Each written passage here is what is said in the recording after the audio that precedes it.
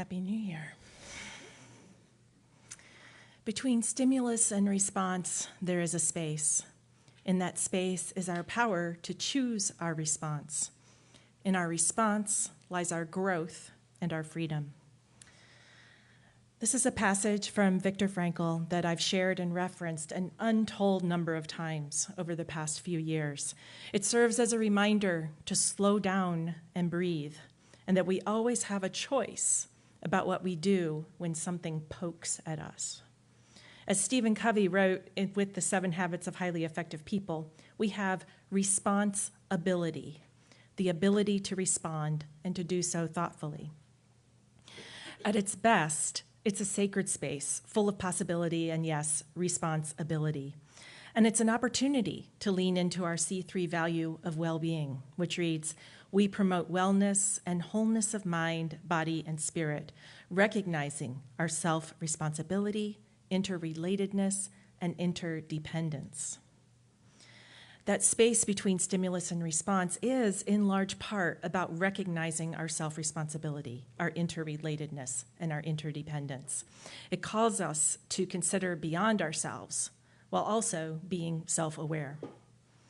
But how do we recognize it? To recognize implies a relationship. So how do we enter into relationship with our self-responsibility, our interrelatedness, and interdependentness? There are lots of ways to approach that question, and this morning I'm going to explore one that's guided by even more questions. The seeds of this talk have been brewing since I attended Nadia Bolz-Weber's Red State Revival in Grand Rapids at Fountain Street Church this summer. If you're not familiar with Bolz-Weber, here's how she describes herself: foul-mouthed for a preacher, grammatically challenged for a best-selling author, surprisingly hopeful for a cynic. Grace is the source code, but snark is the gift. So my expectations were in a particular place, right?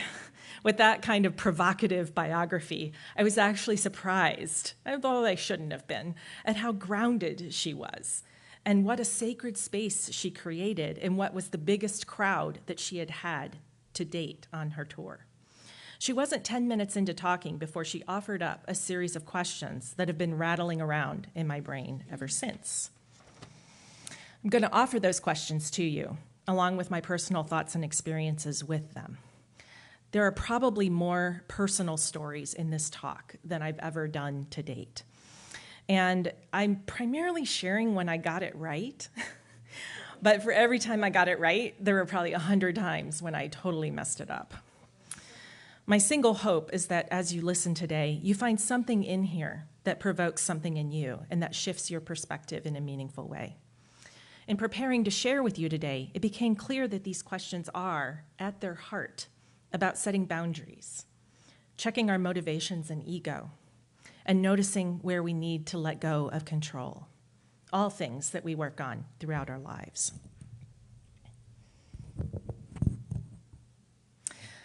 Let me first say that each of these questions starts with, what's mine? I'd like to suggest that in this case, mine means it's where my gifts and interests intersect with the world's needs. What comes naturally to me? What resonates most with my heart and soul? So with that in mind, let's consider that first question. What's mine to say? Here's where I landed. It's mine to say if I can add to the conversation. I'm not repeating or diverting because my ego needs to be heard. It's mine to say if I can be useful in a way that is uniquely suited to me. When I see something, I can say something, if that something reflects my life experiences or expertise. I can say something if I can be useful by using the simplest words possible when I'm not sure what to say, or when the focus clearly needs to be on someone else. Thank you. I'm sorry. I'm here. I'm listening. Would you say more about that? What do you need right now? How can I be useful? How are you? I love you. What about you? How do you determine what's yours to say? Discerning what's mine to say isn't quite as simple as I'm suggesting. but it's often clearer than the next, more complicated question. What's not mine to say? When I was in 4th grade and I got my first library card, they made a mistake embossing my name on the card. Instead of it reading Beth Mount, they embossed Beth Mouth. My mom took one look at it and quipped, "How did they know?" It's kind of an ouch. Clearly, I was a talkative child. As I grew older, I'm sure I became more circumspect, but I also came to understand that the person who talks and is listened to has power. I discovered I liked that feeling, not in a "I must have power" kind of way, but more in a "it feels good to be listened to" way. So I got better at saying stuff, and I became more outspoken, more opinionated, and fairly confident I was right most of the time. I don't think I was arrogant, at least I hope not. I just felt the compulsion to speak my mind every time I had a thought that needed to come out.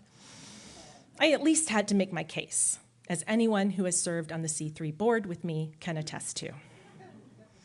Sometime in my late 40s, I sensed I was developing something of an edge, an impatience, and that didn't sit well with me. Then one day I realized I don't have to share every opinion, idea, or thought that comes into my head, even if a little part of me died every time I held back. I realized that there were some things that were not mine to say, or at the very least didn't need to be said. And since that sort of duh moment, my stress has decreased and my well-being has increased. I've learned, and I'm still learning, the art of letting go. I'm more discerning about when I speak up. I still say a lot, ask my husband, but I ask myself, in that space between stimulus and response, if I'll be adding value or just speaking from my small, insecure ego that needs to be heard. I was fortunate that I had a few years of practice finding my mute button because it came in handy this summer during the time I spent with my parents. My parents' health issues had been escalating for years, as they do as we get older. But they came to a head in April. I was talking to my mom about an emergency appendectomy I had had a few months prior. I said it really taught me to listen to my body and not hesitate to get help just because there was this chance that it would be nothing. She mentioned that she had been having neck pain and that it was getting worse, but she had not been to the doctor yet. I decided it was mine to say, as soon as we hang up, I want you to call the doctor. That started a chain of events that led to a cancer diagnosis, surgery, and rehab for my mom, and a lot of driving south to Kentucky for me. It meant more time alone with my dad than I'd had in decades. I'm grateful for that time because the tables turned dramatically once my mom returned home from rehab, and my dad had to be admitted to the hospital for an infection. He spent the next few months in and out of the hospital, but mostly in. I tried to time my visits for when I would be most useful. His condition worsened over the summer, and by September, things were undeniably serious. That was the first real test to see if my mute button worked. There were many moments in the days and hours before my dad's death that I struggled to know what was mine to say and what wasn't. Between my intuition and what I knew about his condition, I felt pretty sure that when I left for Bowling Green on September 17th, that this was a farewell tour. Various conversations I'd had with Dad left me at peace with our relationship. Small grievances had been made right, and I didn't feel much, if anything, was left unsaid. I felt kind of as ready as you can be to say goodbye. It was clear when I arrived in Bowling Green that my mom was not in that same headspace. This wasn't surprising at all, and I did not expect her to be. She was living in hope, even as she was grounded in reality and understood the situation. Here I had to resist, because of where I was in my head, my urge to bring her fully 100% into reality, which was my initial impulse. I was coming from a place of love and wanting to move from pain, both hers and my dad's, into acceptance. But had I come in with a let's get real agenda, that would have done irreparable harm. There are two conversations that I'll always remember, and they illustrate this power of knowing when something isn't ours to say. It's a flat-out miracle that I was able to hold myself back. As you listen to these two stories, I invite you to consider times when you have been in a similar dynamic with someone. The first conversation was about my dad's wishes in the absence of a written advance directive. Mom said they talked about it years ago, and I asked her what Dad said about what he would want in this situation. He said, I'd want to live. By this time, he was in the ICU, half his body weight, on a ventilator, and not responding to dialysis. He couldn't communicate much except squeezing our hands in response to questions that we would ask. So when my mom told me he'd said, I'd want to live, I was filled with sadness. Did I say what I immediately thought, which is, how would Dad define living? While lots about my dad was mysterious to me, I knew two things for sure. Living for him was my mom, and traveling, being out on the open road. But I didn't say anything. I knew it wouldn't be a welcome question at that moment. I think I just said, okay, and went silent. Mom then talked about possible tests and treatments, about what might have a chance of getting him out of the hospital and into rehab and eventually home. When we returned to his room, she held his hand, told him he was doing great and to keep fighting. Sometime the next day, she noticed how lost Dad seemed, and she said, this isn't living. That opened the door for me to say, I was wondering about that. And we had an honest conversation that allowed us both to test the reality waters. That awareness, this isn't living, was not mine to say or share. It belonged to my mom, on her time and her terms, as the person who knew him better than anyone else in the world. Later that same day, we got Dad's brother on the speakerphone. And I can already tell I'm going to get emotional, so apologies in advance. He told Dad he loved him, to fight like hell. Don't give up, you've got to fight. His heart was in the right place. But again, I listened with renewed sadness, wondering silently if that was what Dad needed to hear right then.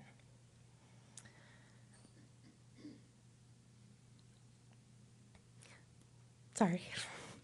The next morning, as Mom and I drove to the hospital, she said, I was thinking last night, I think we're sending the wrong message, telling him to fight. Maybe we need to let him know it's okay. I was astonished. Not that my mother would come to that conclusion, just that the shift had happened so fast.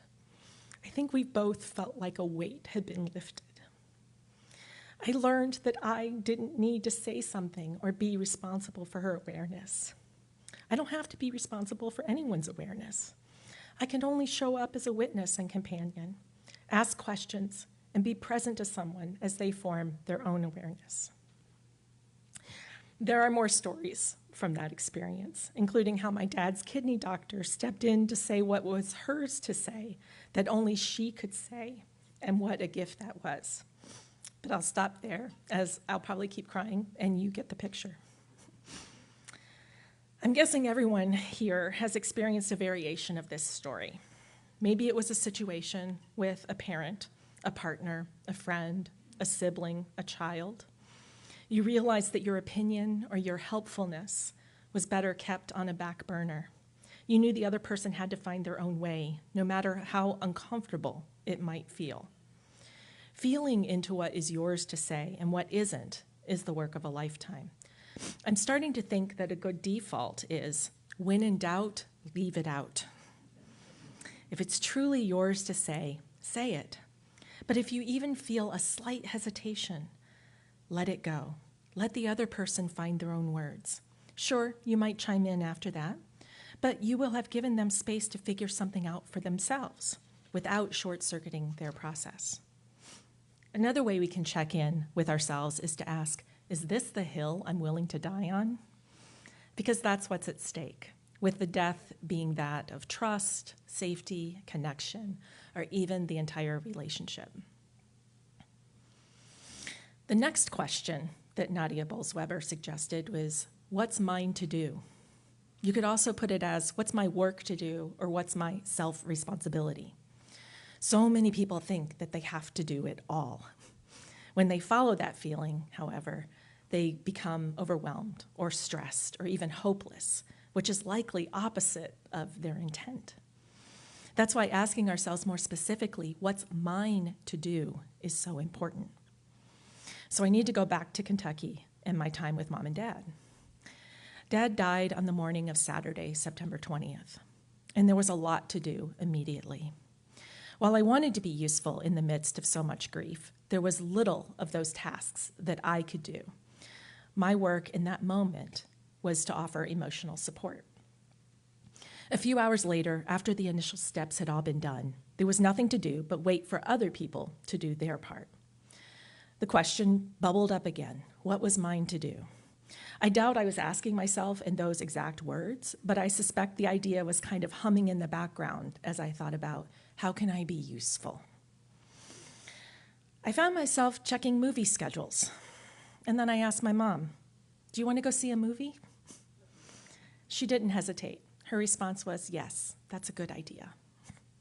That's how we came to be at a matinee showing of Freakier Friday on the day my dad died. What was mine to do? It was mine to give us permission to take a breath, to make it okay to step away from the doctors and the hospital and the most intense adulting that you'll ever have to do in your life. To offer Mom, at least for a few hours, some normalcy, even though an undercurrent of grief was there. There was going to be plenty of time for grieving. I poked around after that to see how I could more directly help her, but I didn't get very far. Mom would tell me in so many words, that's not yours to do. But when I offered to research the million things that have to be tended to after a spouse dies, she took me up on it. The resulting spreadsheet made me feel like I'd done something that was mine to do. That was also useful to her, so that was a win-win. And that's part of the key to discerning what's ours to do. Consider where a need intersects with your gifts, maybe even your zone of genius, as some people call it. What can you do that feels easy, that might be difficult for others? What feels natural, like a heart-led contribution? What might bring ease or peace to another person? By now you can probably guess the next question. What's not mine to do? Here's the short answer, at least for me. It's not mine to do that which I know others want to do or are good at. It's not mine to do anything that denies someone else the opportunity to use their gifts or to have self-responsibility or agency. It brings to mind a very useful phrase that I have to keep reminding myself. Just because you can doesn't mean you should. I've mentioned ego a few times, and this is where it really shows up. Maybe something isn't yours to do because you're more motivated by ego than altruism. On some level, known or unknown, you're letting your ego lead. Ego can show up as virtue signaling, wanting to have control over another person or the situation, or wanting to be the hero, to be the person that saves the day. I'm not passing judgment on any of that, because who among us hasn't, at least once, done something in part because it tells the world, see, I'm a good person. We might have also been motivated by fear or guilt or shame, which feels justified because we want to atone for any transgressions. These are all human responses when we see a need, especially for the smart and socially aware among us. We will step in to do what's not ours to do, even though we're not coming from the healthiest place. This is the opportunity to hear that voice that says, here, let me do it, and be able to respond quickly with, wait, is this mine? Is there someone better at this or who would enjoy it more? Where is this let me coming from? Am I trying to prove I'm worthy? Even within the scope of what's ours to do, not everything needs to be done by us. At a point when attacks on LGBTQ rights were at the top of the news, a friend who cared deeply about it said that she felt quite helpless compared to the need. But she decided that focusing on the bigger picture would paralyze her, so she committed to supporting those within her immediate circle, with meals, rides, hugs, and I love yous. The small deeds that speak volumes. She knew something important. When we try to do what's not ours, we risk running out of capacity to do what is ours. So now we get to the final set of questions that might make us squirm a little bit, or at least they had that effect on me. What's mine to care about? This might be the easiest question to answer, actually, as we often collapse care with love. There's likely a universality to what people care about, our family, both our family of origin and our chosen family, the work that we have chosen, the way we contribute to the world. We might fold in the issues that matter to the people that we love the most. We care about our pets, our home, our neighbors, our health, our well-being, our choices that have an impact on others. What's mine, what's yours, is to care about what's aligned with our personal values, something we talked about in pre-talk. We care in the best way possible when we work within our values and our circle of influence. We can't get caught up in not being able to care about certain things as much as others do. Those are theirs to care about, and we have ours. It's not a competition, and every ounce of care, wherever it's given, counts. And so that brings us to the final question that I think is the squirm-worthy one. What's not mine to care about? Note that that's not the same as what do I not care about? It's more what's not mine to care about. And that's not to rush away from what's mine, but this is the messier place for self-examination. And I love it. Valerie brought up in pre-talk, if I'm not breaking the bubble of confidentiality, she said, what's not mine to care about? What other people think. And I was like, oh my gosh, I can't even believe I didn't think of that as somebody who's over 50 who decided at some point, I don't care what people think. But we do. I mean, we still do. But it made me think that maybe that sort of freedom is the gateway to clarifying what's ours to care about and what's not ours to care about. I mentioned neighbors a few moments ago. Our neighbor in the house right next door to us has some mental issues. They're in their mid to late 80s and live alone. When they're on medication, chance encounters are benign. When they're not, the paranoia leads to visits from the police, various utility companies, and maybe a relative or somebody from their church. We are in touch with their family, and we know that they are trying to help, but their assistance is often rebuffed. State and local social service agencies have been contacted over the years, but nothing substantive has happened yet. Andy and I realized a few months after moving in, 8 years ago this weekend, that we needed to keep an eye on them and be aware of the vulnerable person in the house next to us. We wanted to stay alert, and we didn't want to get involved. We cared as one cares about a neighbor and their safety and well-being, but their situation and the solutions to it, they were not ours to care or worry about. What was ours to care about? How we could be mindful and compassionate during any interaction, to reach out to her family if anything concerned us, like when a caregiver and her children moved into the house, and we questioned whether they were squatting and taking advantage, which they were. What wasn't ours to care about was and is the solutions or how quickly things move. It's just not our business. There's a line we won't cross, not because we're heartless, but because it is not ours to get involved with.